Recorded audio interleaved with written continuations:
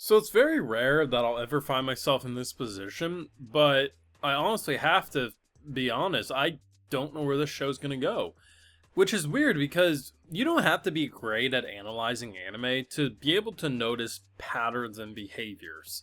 Now, obviously, some people will be better at it than others, and there are people who watch, whether it's anime or shows or whatever it is, and they don't see what for a lot of people are obvious plot twists or plot developments. But in general, I really feel like once you've seen like a few hundred anime, it's like there's patterns, there's trajectories. And I really thought to myself, walking in, I was like, okay, we had last week that fun twist of, okay, are we an alternate world? Is this the same world rewritten? We got some good foundations to go off of.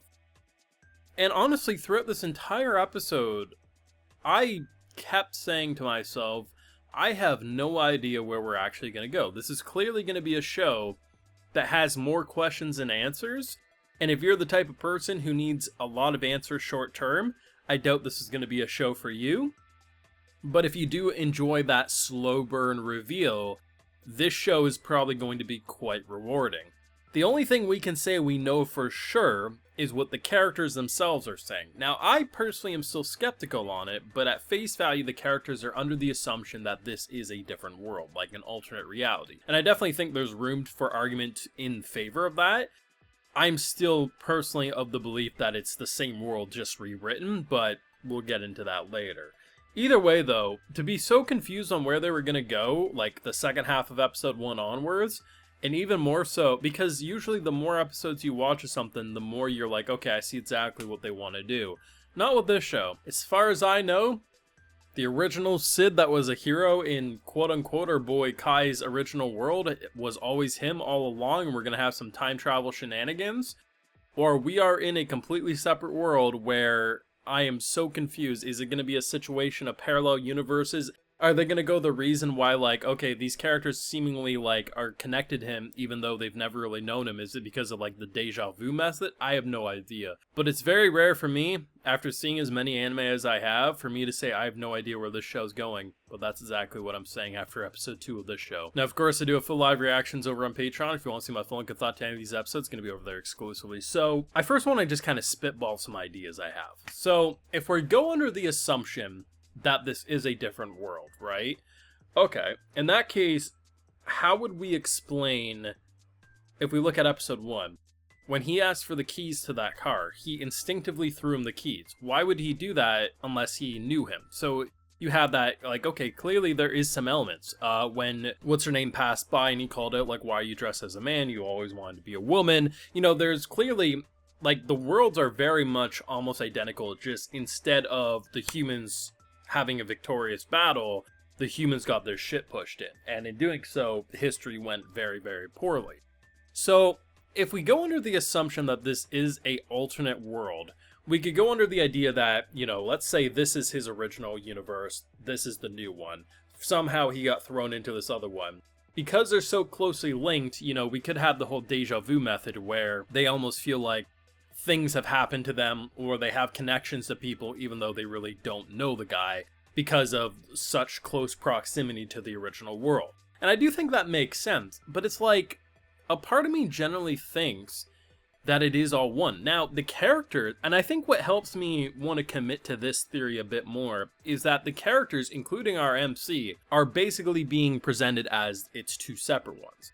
Because by the end of the story's run, if it truly is two separate realities, they could go very dark, where it's like he can only save one. Does he save his original, or does he save the new? Because what happens if the reason it all went glitchy in episode 1 was basically a tear? What if these two can't actually coexist separately and only one can survive? There's a lot of ways for this shit to get wild, and this is where I have no idea where the show wants to go. It has me asking a shit ton of questions. It has my mind racing of all the numerous possibilities, and you don't get to say this too often with these types of shows, because at face value, if you show the poster to anyone, they're going to think it's a generic harem with a swordsman of the season.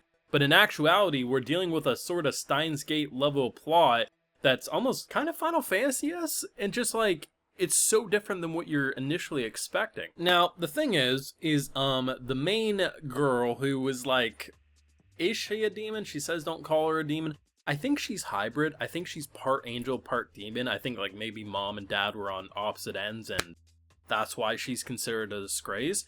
Her personality when she was freed was not what I was expecting. I was a little worried at first. I was like, oh, are we gonna have that tsundere that's just like very feisty even though we clearly just saved her bitch ass?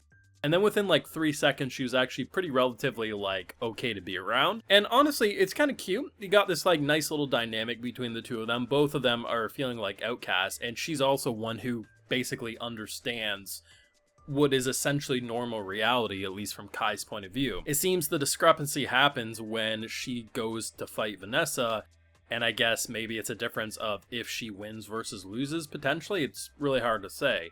There's so much that I don't know where it's gonna go, but I have to give this show major props. They actually reveal shit in a pretty healthy way. So it pretty much gets all exposed to these characters that, you know, he's saying he comes from another world. And, you know, he starts revealing shit that pretty much he could only know if you were either inside one of their minds or, you know, he is telling the truth. Now, we're not to the point where everyone collectively is going to think, okay, this crazy person saying he comes from a magical other world. But at the end of the day, he does know a lot of tactics that clearly the humans in this world don't. So how would he know that unless maybe his humanity actually did defeat the demons? A lot of different stuff like that, or the fact that only a couple of people even knew that she was a woman, let alone how you knew the nicknames of her grandfather and father, right? So there's a lot of like credibility there. Most importantly, we need his tactics. Even if he's a complete lunatic and he is lying about coming from another world, his tactics could actually be the make it or break it for us. So either way, this show, I leave episode 2 with far more questions than answers. Yet at the same time, I feel like we made major progress with episode 2. It's not following the traditional formula that you're probably expecting for a show like this, and it's so much more than meets the eye. But it's very rare for me to be able to come out of a second episode and say, I actually have no idea where the show's gonna go by the end. Because usually by the end of the first episode, I have a pretty good trajectory. This one, it basically says, you don't know shit. Just sit back and enjoy the ride.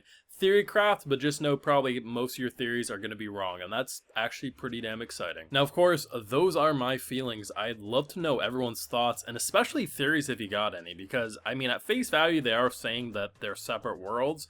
I almost feel like they are the same world, just rewritten, but if they are separate worlds, I totally expect only one of these worlds will be able to survive. There's going to be some weird merging effect or something, I don't know, but I can see how it could get dark if they wanted to go that route, but let me know how you're feeling down below. Be sure to leave a like if you enjoyed, subscribe if you're new around here, of course, ring that bell, and like I mentioned, full live reactions over on Patreon, and hey, while you're over there, I'll also give you a video shout out. Alright, so today we've got Ruben Sinha, Jodhos, Sanctrulor, and we also have Pickrick542, so I appreciate the support, everyone. Please take care, and y'all have a good one.